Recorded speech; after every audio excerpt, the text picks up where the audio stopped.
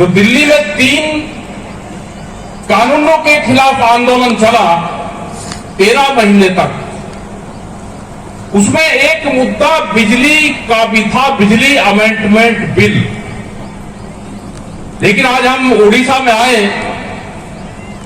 बरगढ़ जिले में आए और यहां पे बड़ी खुशी हुई कि यहां के जो किसान हैं, जो मजदूर हैं, जो स्मार्ट मीटर का यहां पे लोगों ने विरोध किया, तो हम इन सब लोगों का आपका धन्यवाद देना चाहते हैं। जब यह बिजली प्राइवेट होगी तो आगरा जिला है उत्तर प्रदेश में, वहां पे बिजली प्राइवेट है, ताजमहल के उससे बिजली को प्राइवेट किया गया है। वहां एक कंपनी है टोरंटो, और जो किसान है, चाषी है, उनके ऊपर जो बकाया बिल है 25, 30 और 40 लाख रुपए तक बकाया बिल रुकता हुआ आ रहा है। तो किसान की जमीन बिकेगी, जमीन। ये जो सरकार है, ये सरकार किसी पार्टी की सरकार नहीं। आप समझोगे बीजेपी की सरकार है, ये किसी पार्टी की सरकार नहीं जो आज भारत सरकार है।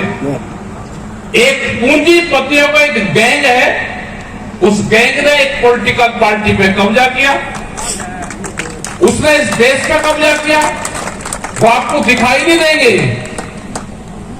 वो कानून के तहत आपके सिस्टम में घुस गए, आपको लुटाने का काम करेंगे, आपको धमकाने का काम करेंगे, कोई प्रेस के बंधु लिखेंगे, उनके खिलाफ मुकदमा लिखने का काम करेंगे।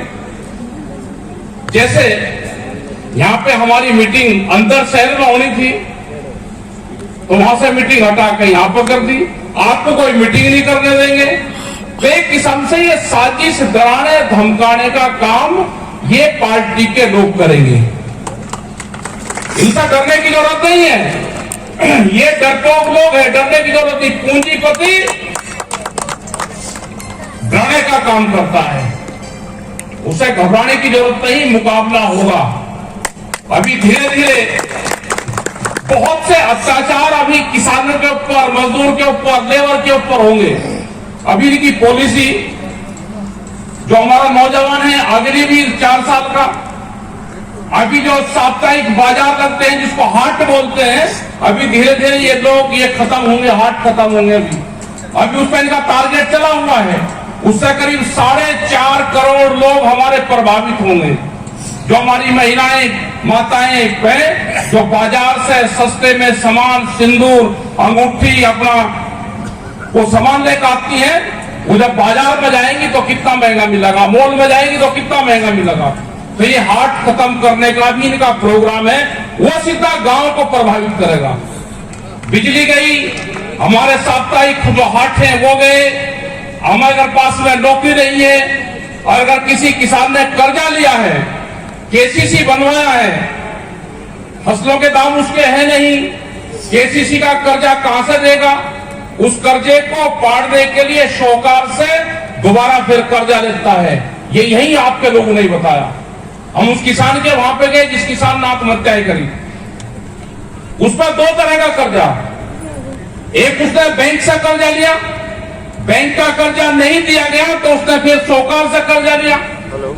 शौकार का कर्जा कहां से देगा? किसी तीसरे से लेगा, और धीरे धीरे उसकी जमीन जाएगी। ये 25-30 साल का खेल है सरकार का। इस जमीन को छीनो, व्यापारियों को जमीन दो, इस जमीन पे कब्जा करो। वो जो भूमि अधिग्रहण का इशू था उसमें संशोधन किया, चाहे सरकारी जमीन अधिग्रहण करना हो या प्राइवेट जो प्लेयर है उसको जमीन खरीदनी हो। जैसे भूमि अधिग्रहण एक्ट था, पूरे देश ने आंदोलन करके भूमि अधिग्रहण एक्ट बनवाया।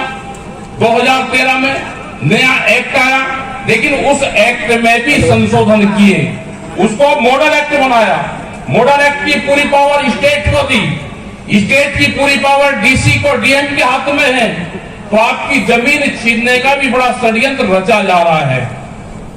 वो चाहे सड़क के उसमें जमीन हो या जो व्यापारी जमीन खरीद रहा है। आपने देखा होगा हाईवे के बराबर की सब जमीन व्यापारी ने खरीद ली।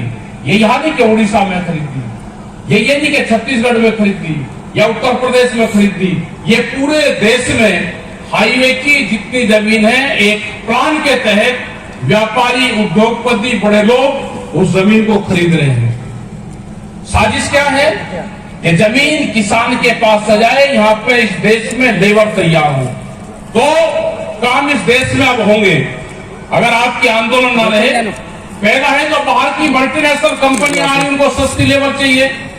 सस्ती लेबर कहां से आएगी? वो रहती है गांव में, गांव को डिस्टर्ब करो, उनकी फसलें ना खरीदो, बिजली महंगी करो, वे लोग गांव छोटे जमीन दे और लेबर का काम करें। दूसरा है उनको बड़ी मार्केट मिलेगी कि हिंदुस्तान में 160 करोड़ लोग हैं, उनको बहुत सी चीजें चाहिएगी रोज, उनको मार्केटिंग उनको मिलेगी और सस्ती लेबर मिलेगी। तो बहुत सी बड़ी कंपनियां यहाँ पर आ रही हैं। तो बड़ी मेहरबानी करके जो किसान है जिनके पास में जमीन है वो अपनी जमीन ना बेचे हैं। 30 साल 2050 तक आप ये टारगेट कर लो कि 2050 तक हम अपनी जमीन नहीं बेचेंगे। आपको मजदूरी करनी है, आप दूसरा काम करो, नौकरी करो, मजदूरी करो, जमीन ना बेचो। और दूसरा है कि कर्जा मुक्ति अभियान भारत सरकार से डिमांड की है, स्टेट गवर्नमेंट से डिमांड करी कि जितना भी किसानों के ऊपर कर्जा है वो कर्जा माफ करा जाए। कर्जा सरकार की गलत नीतियों से कर्जा हुआ है। सरकार ने फसलों के दाम नहीं दिए तो कर्जा हुआ, उस कर्जे को राइट ऑफ कर जाए, कर्जे को खत्म करा जाए। और हमारा आप लोगों से भी अभियान है कि जो भी कर्जा आपने ले रखा है उस कर्जे का भुगतान करें, उसको बैंकों का उसका वापसी करें। एक कर्जा मुक्ति अभियान हमको भी चलाना पड़ेगा। ये नहीं कि हम कर्जा देंगे नहीं, सरकार उसको माफ कर देगी, उस भरोसा नहीं रहना। कर्जा उतारो, अपना नौकरी करो, काम करो, कोई भी धंधा करो, लेकिन कर्जा उतारने का काम करो। ये बैंक से लिया हुआ कर्जा बड़ा खतरनाक है, ये इससे मुक्ति पाओ, अपने काम धंधे पे ध्यान रखो। दूसरा है कि हम बहुत खर्चा करते हैं, ये खर्चे भी हमको कम करने पड़ेंगे। किसने बताया कि गुटखे बनाए आप जिंदा नहीं रह सकते? किसने बताया कि शराब के बिना जिंदा नहीं रह सकते? किसने बताया कि नशा करना जरूरी है, उसके बगैर जिंदा नहीं रह सकते? किसने बताया कि मृतक भोज करना हमको पड़ेगा? क्यों खर्चे करते हो? खर्चा कम करो, खर्चा कम करके ही आपकी आमदनी बढ़ेगी। आपको किसने बताया कि आपको कोल्ड ड्रिंक पीनी है? आपको पीना है तो नींबू पानी पियो, छाछ पियो, लस्सी पियो, दूध पियो, जो फल फ्रूट का जूस है उसको पियो। अगर आप फल फ्रूट का जूस पियोगे तो जो किसान, जो फ्रूट का किसान है, नारियल का किसान है, उसको फायदा होगा। जो छाछ और लस्सी का इस्तेमाल करोगे तो पशुपालन वाले किसान को फायदा होगा। और आप अगर कोल्ड ड्रिंक का इस्तेमाल करोगे तो बड़ी कंपनियों को फायदा होगा। तो इन चीजों का भी बहिष्कार करो, नशे पत्ती का भी बहिष्कार करो। गुटखे का इसका बहुत इस्तेमाल यहाँ पे होता है। अपने परिवार के जितना आप गुटखा खाते हो, जो भी आप नशा करते हो, जितना एक दिन में अपना खर्च करते हो, अपने परिवार को, हर परिवार अगर इतना ही खर्च करेगा तो कैसे आपकी आमदनी बढ़ जाएगी? तो हमारा सभी जो संयुक्त मोर्चे के लोग हैं, जो हमारे यहाँ पर संगठन के लोग हैं, जो लोग काम कर रहे हैं, तो इन सभी से अपील है कि सामाजिक अभियान भी हमको चलाना चाहिए। ये बहुत सेंसिटिव मामले हैं, अब हमको सामाजिक अभियान भी चलाना चाहिए। यहाँ पता चला कि अलग तरह की परंपराएं यहाँ पे है। किसी का बाप अगर एक्सपायर हो गया, मर गया, तो पूरे गांव को दावत देनी पड़ती है, नहीं तो उसका सामाजिक बहिष्कार होगा।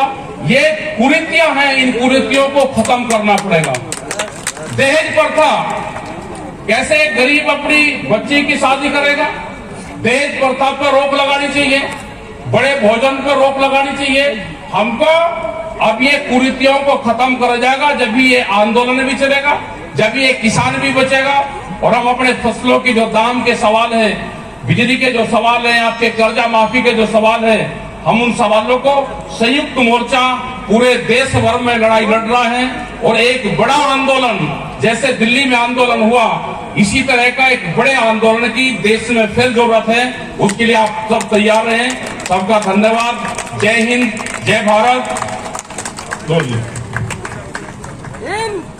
जिंदाबाद, जिंदाबाद। जीतेंगे। जीतेंगे। जब तक दुखी किसान रहेगा,